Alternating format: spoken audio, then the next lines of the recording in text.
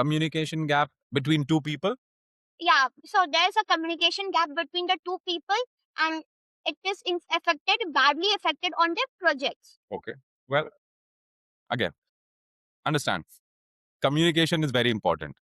Yeah. If you are not able to communicate, let's say, I'll give you an example, okay? If there's a, if there's a missile launched towards a country, and the department that detects that there's a missile coming in, if they are not able to identify at the right time or probably communicate it at the right time, there will be a lot of demolition and devastation. Messages are supposed to be sent at the right time.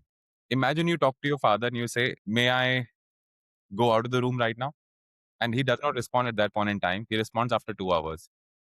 Will that question be useful then? In any setup, when a question is asked or when a information is needed, it should be responded within time. Okay. Because if that's not responded within time, there are speculations. To avoid speculations, to avoid assumptions, because if you would not respond, you would not communicate, the other party will start assuming. Yeah.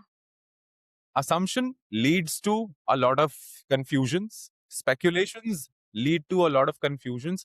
And hence, there's a communication gap.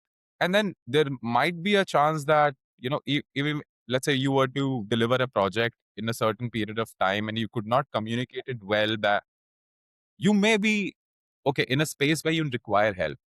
हर बार ऐसा नहीं होता कि सारा काम हम एकदम जैसा हमें बोला जाएगा हम वैसे का वैसा कर लेंगे, राइट? कभी कभी हमें हेल्प चाहिए होती है. That is where somebody should know that they need to communicate. People are scared to ask for help. You want to learn? Ask. You want to prepare? Ask. You need help. See, that's how life works. That's how everything. I mean, I've watched one of your podcasts where you had a communication coach, and you spoke about how relationships are also impacted because of communication. If you do not communicate, one, and if you do not communicate effectively, two, three, if you do not communicate in time, there are Yeah. so many factors impacting it. Yeah. So you gotta first of all learn this. Everybody who's watching it or probably will watch it in the future, guys, communication is important. If you do not communicate, how would somebody know what are you thinking? Nobody is God, right? Nobody knows what's in your brain. You need help, nobody knows. Yeah. You are unhappy, nobody knows. You got to tell people that, yeah, this is what I want. And believe me, when you start speaking things out, things work in your way. Okay. So basically, how to make communication excellent? Because I've heard from my professors, they used to say me that include the examples in the communication. Absolutely right.